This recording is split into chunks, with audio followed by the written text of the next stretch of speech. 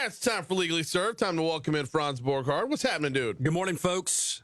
Another day, another Wednesday, another Legally Served. Happy to be here with you and Alondra, talking about cases around the state. I mean, we got at least 3 of them to cover if we get this to all is of them. my kind of a day. This is where I can just, none of these are my cases. Right. I can cut loose, just tell you what I feel like I'm always gut honest with you. I feel like I'm always truthful and honest with you. I don't hold back. Hey, unless there's a judge you got coming soon. Well, that's just good business sense, man. I mean, it's like, Franz, tell me how much you hate the judge. No, Brian, I don't think I will. But these 2 cases that we're going to talk about today are actually, I mean, we can jump in whichever one. Actually, before we get into them, can I go back to that story I led with this morning? Sure. Because you got a connection here. Yes, little Charlie shadowed me. Yeah. Shadowed me. I know her mother, good people. Shadowed me for a day as somebody who wants to go to law school one day. And I think she came here. I think she went to court with me. Good girl. Good girl. So this was very intelligent. Back in 2019, like we had just gotten the show started. Right. And yeah, I remembered it vaguely. I was like, why does that name sound so familiar? And sure enough, yeah, that was the connection there. So she was 13 years old when she was up here.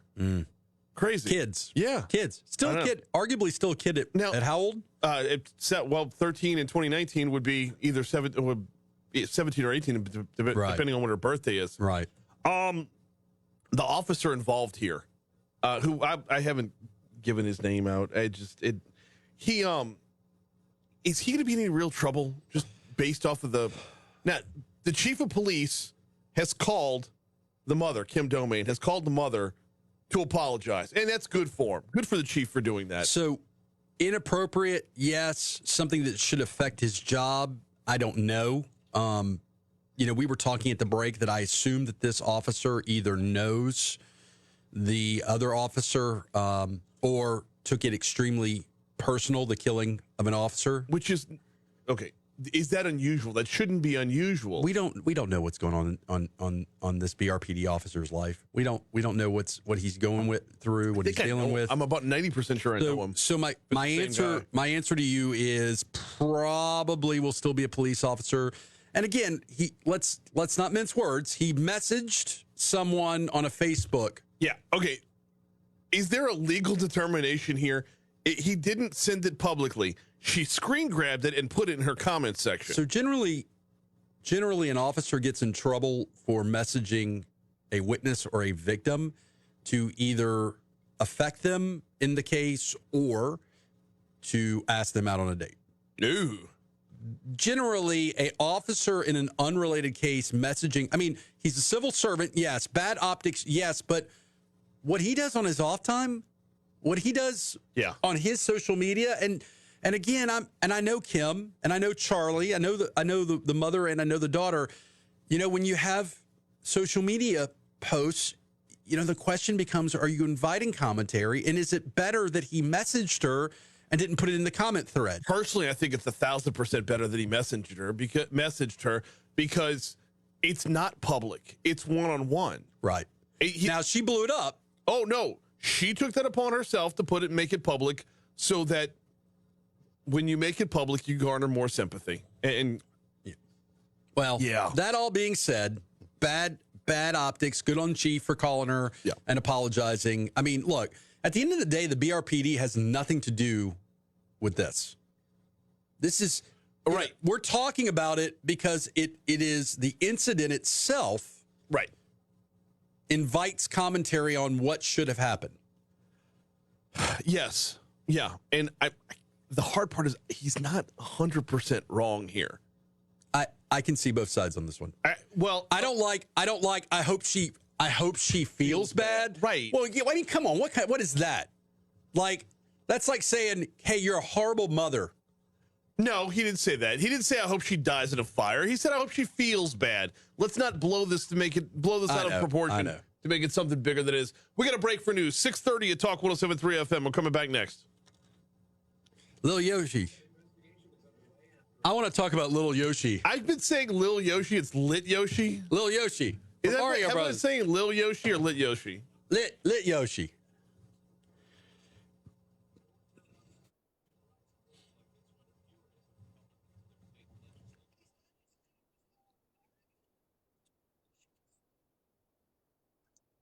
I think I would be an arrogant, short-sighted legislator. I'm already there, right? I'm already arrogant. Mm-hmm. Would I be short-sighted? I like to think I'm not short-sighted. I'm long-sighted.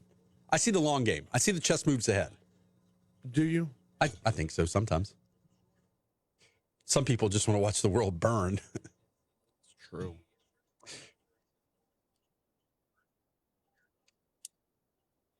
Which one do you want to jump back into? I shot Marvin in the face. Oh.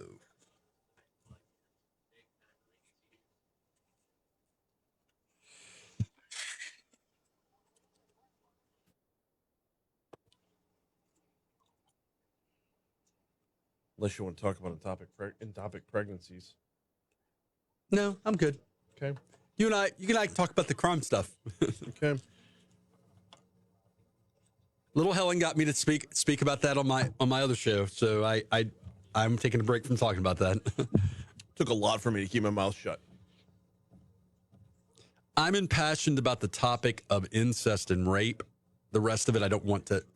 I just. Even incest. Okay, so I can hear both sides on that. Right. Even incest and rape can result in a viable pregnancy. Right. An adopted Sure. pregnancy is not viable. Right. You're carrying a dead baby to term for the sake of carrying a dead baby to term, and it's unhealthy to have something dead pulling at your system. Right. There's things in me that are dead inside of me. There are things, Alondra, that are inside of me that are dead. Tin Man. My point is, it's a different scenario altogether, and this is just digging your heels in the ground and stomping your feet and saying, I'm not going to listen. If it's a baby, it's a baby. And no, it's a dead baby. So there's that.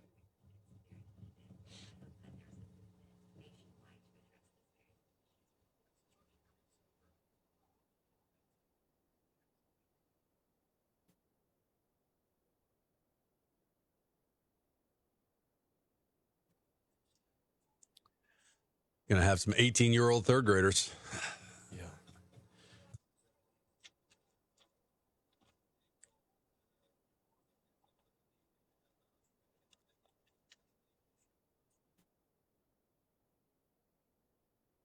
When's y'all's retreat?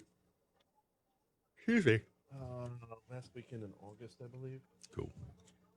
We will get home on game day for LSU, if I'm not mistaken. Awesome, dude.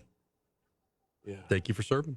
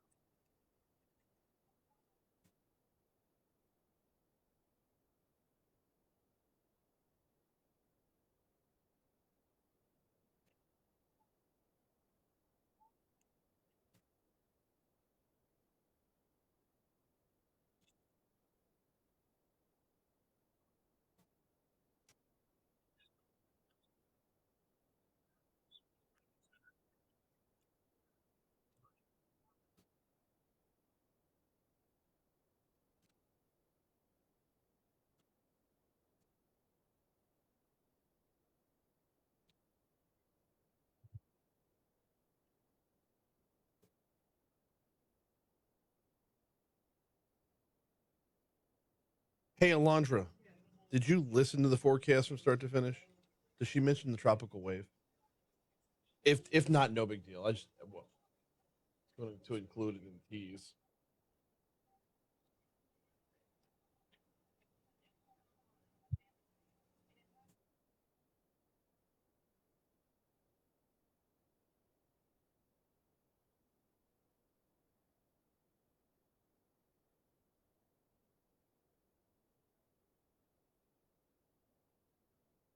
Change it.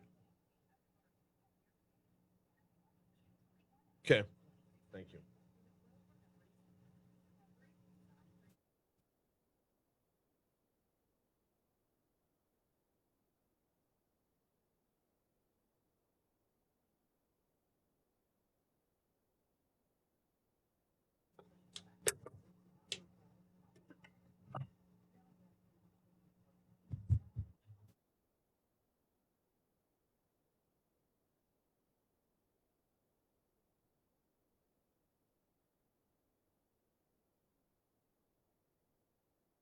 Thought I muted this. Mute, you bastard.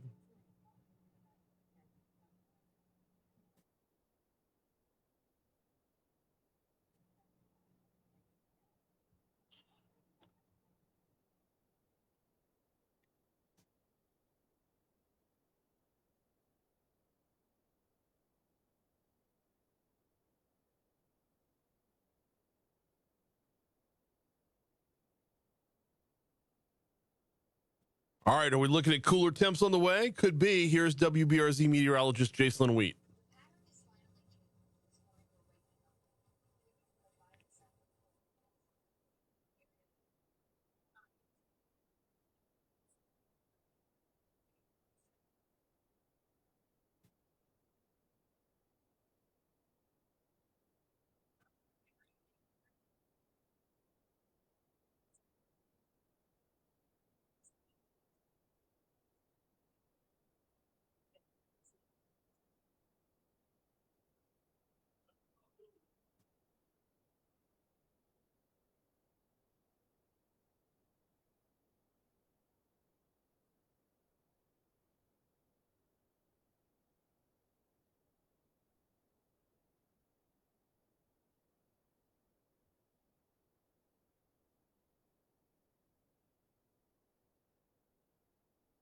637 Talk 107.3 FM, WBRP. Mornings with Brian Haldane rolling right along. Legally served with attorney Franz Borghardt rolling right along.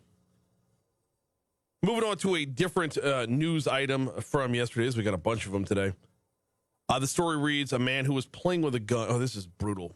This is an absolutely brutal story. A man who was playing with a gun in the backseat of a car and accidentally shot one of the passengers, killing her and her unborn child, pleaded guilty in court yesterday. According to court records, Chad Blackard pled guilty to negligent homicide and third-degree feticide. On March 12th of last year, Blackard was in the backseat of a car driving along Segan Lane. Arrest reports say he was playing with a semi-automatic handgun when it went off.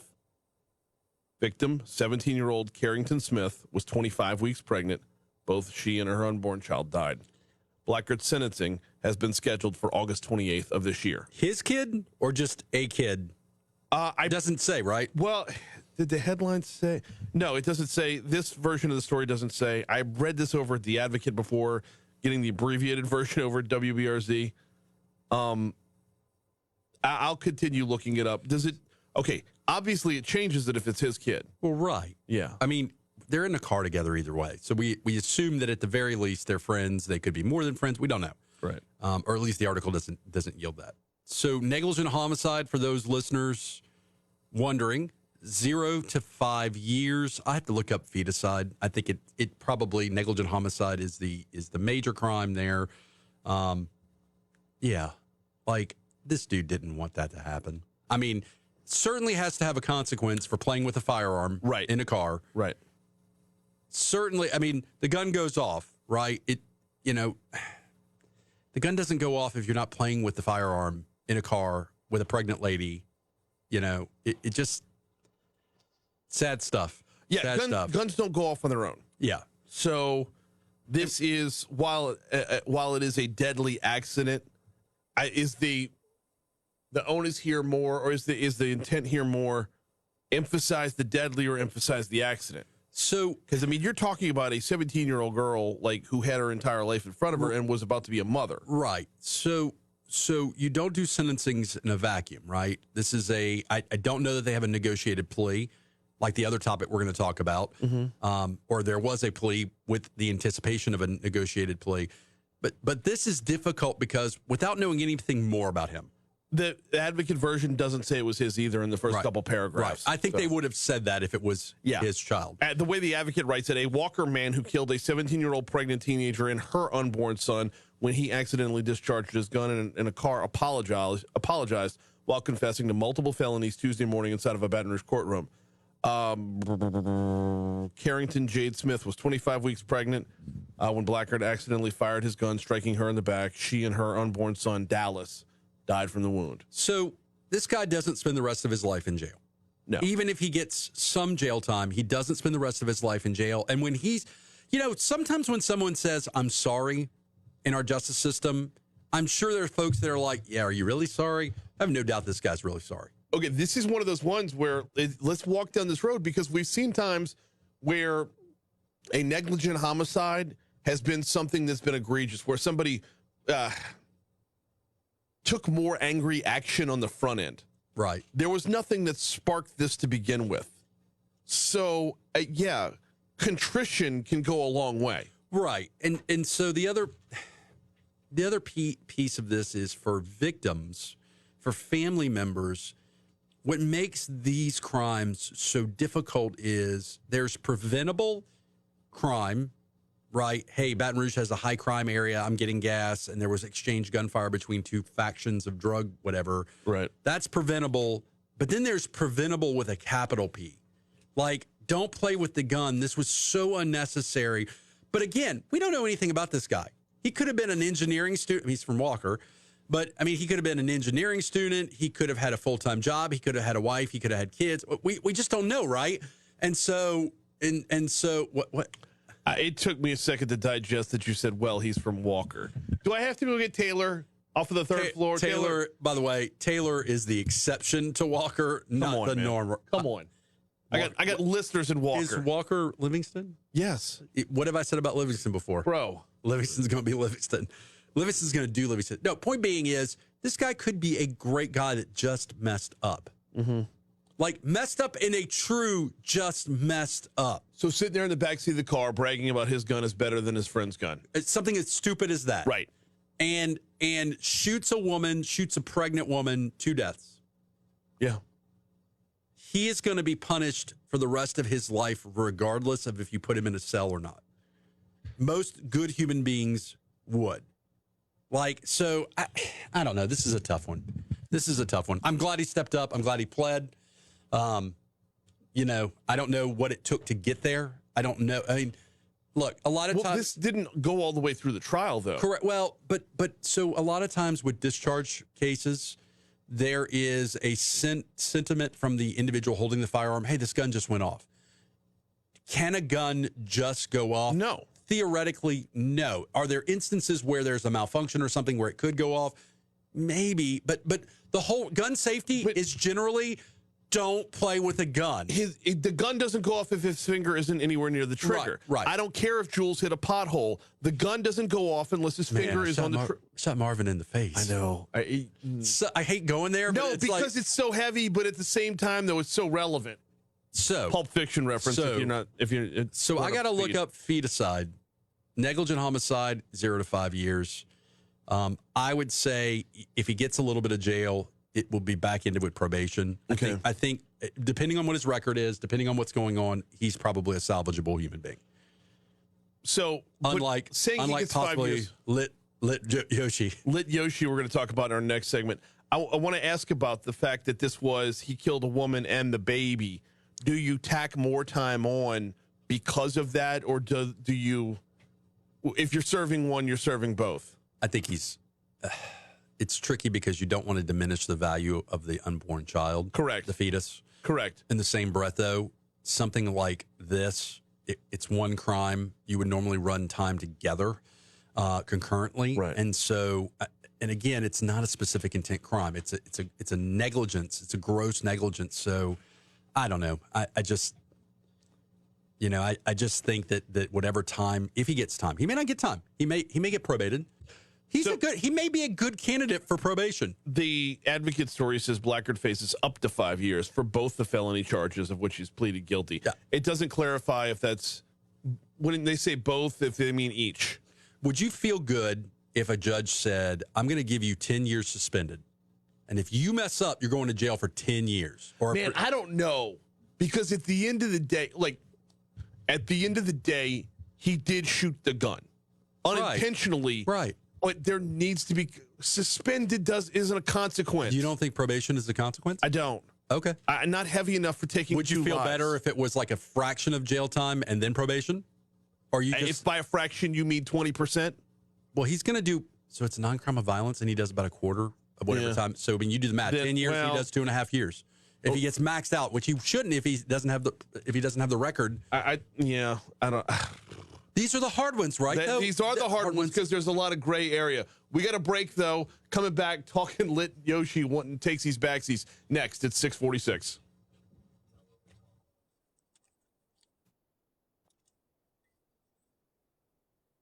You think lit Yoshi has something to do with like Yoshi from Mario Brothers? Got to. There's no way lit Yoshi is not from Mario Brothers.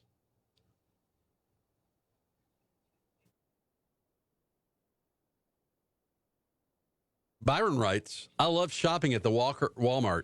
That store has less merchandise than most Walmarts, but the entertainment more than makes up for it. I don't think Byron shops at the Walker Walmart. So Byron, is it like a Kmart? Remember Kmart? Do you remember Kmart? Vividly.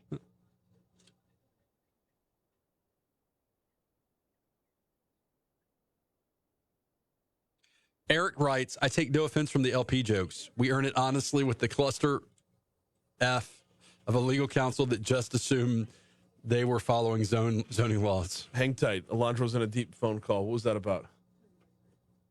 Was it about a topic we were talking about?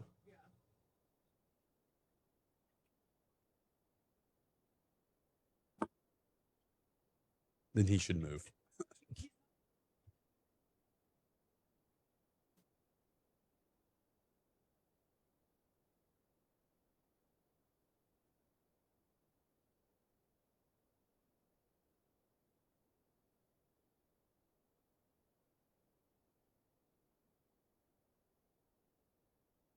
Thank you, Alondra.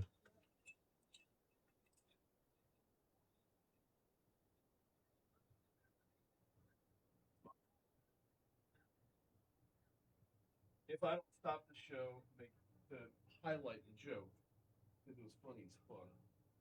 But if I don't stop the show to highlight the joke, it gets moved on and nobody realizes it happened. At least nobody from Walker.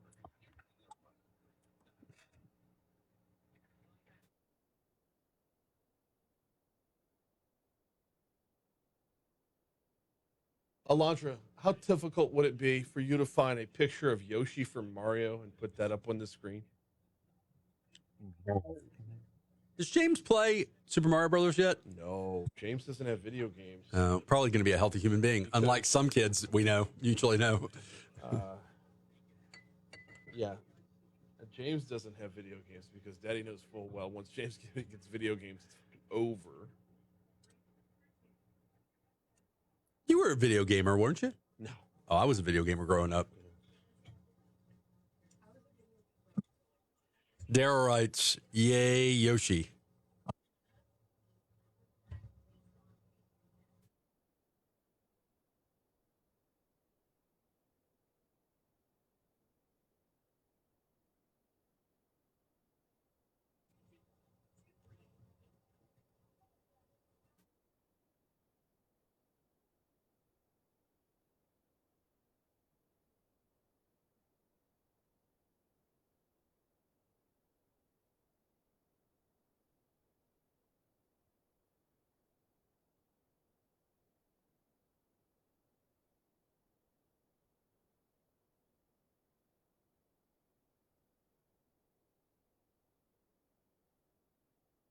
Oh, Jane. Jane writes, that's where David Duke shops, at the KKK Mart.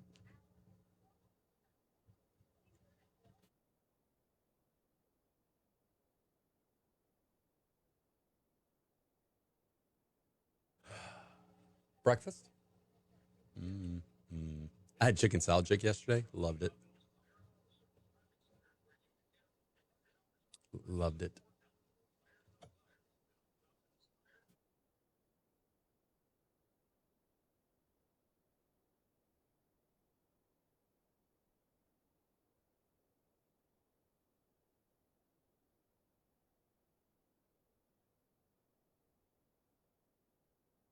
When I hear $6 billion, I really want to do this.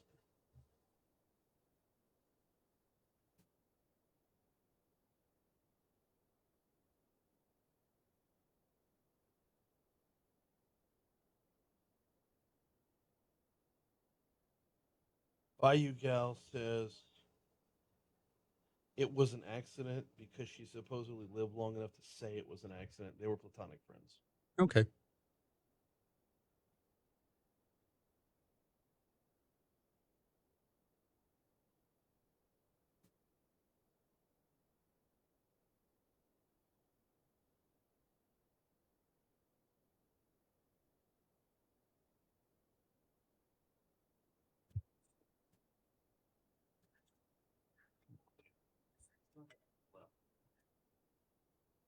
Right over here. Not like that last sip's going to make all the difference in the world. Sometimes it does. Sometimes the line of Red Bull is. Yeah.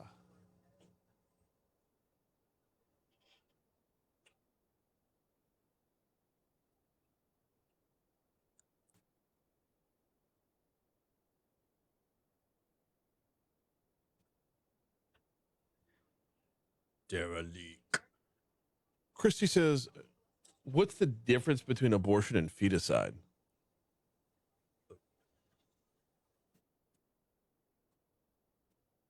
Feticide is you killing a fetus that's not inside of you. Abortion is theoretically You killing the baby that's inside of you. right because nobody else can do an Right. abortion for you. But neither way does the baby have a say in it. Correct. Yeah. See how careful I was in answering that question? Yeah.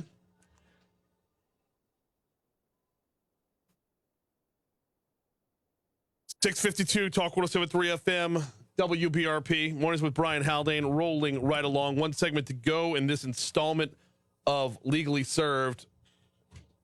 Let's talk a little bit about Baton Rouge rapper Lit Yoshi. Lit Yoshi.